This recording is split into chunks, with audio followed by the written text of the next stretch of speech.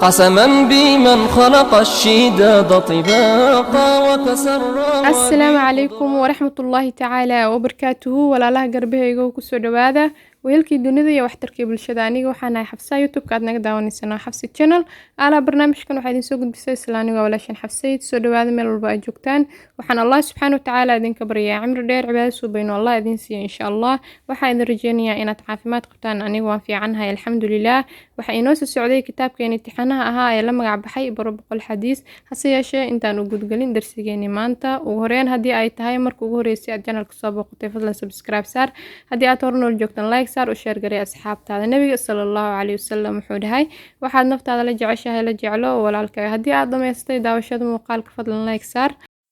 kusoo dhawaada maanta iyo muuqaal cusub iyo darsigeena toddobaatanaad biidnillah bismillaah can ibn umar radiyallahu anhuma qaala rasuulullaahi sallallahu alayhi wa alihi wa sahbihi wa sallam ma zaala jibriil yusini bil jaari hatta danantu annahu sayuwarithu muttafaqun alayh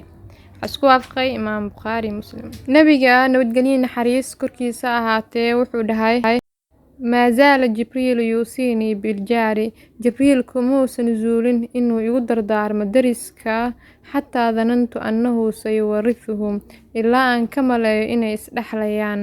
ما زال جبريل يوصيني بالجار جبريل كموس نزول إنه يقدر دار مدرسك يعني إن لدبين أن لغو قيلين أن لغو حد قدبين يعني السوق علينا وناقو إن الله سمي الله سما فلو الله أسحام فلو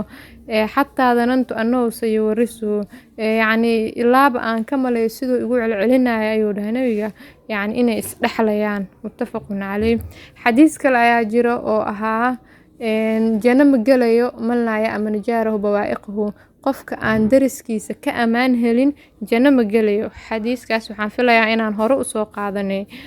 xadiiska macnihiis guud ay wuxuu sheegayaa in dariska xuquuqdiisa la ilaaliyo aan la dhibin lagu xadgudbin in dariska la ilaaliyo waxay ka mid tahay darisku aad ilaaliso xuquuqdooda aad xanfasho ayaa waxay ka mid tahay in jannada lagu galayo insha Allah xarjeenaya inaad wax badan ka fahmi doontaan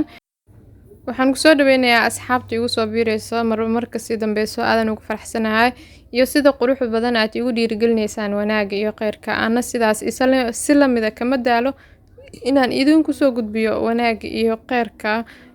saadba idinka ila jeceshihiin waxaa leeyahay gacmo furan kusoo dhawaada niyad saafiga qalbiga ayaan idinka jecelahay sidaad idinkaba ii jeceshihiin aadna baan ugu faraxsanahay maalin walba ma ahan amba talaado walba iyo sabti walba waxaan idin soo gelinaa tixanaha noocan insha Allah xarjeenaya inaad la socon doontaan assalaamu calaykum waraxmatullaahi tacaala wabarakaatuh istacin billah wala tacjal قسما بمن خلق الشداد طباقا وتسرى وبخضرات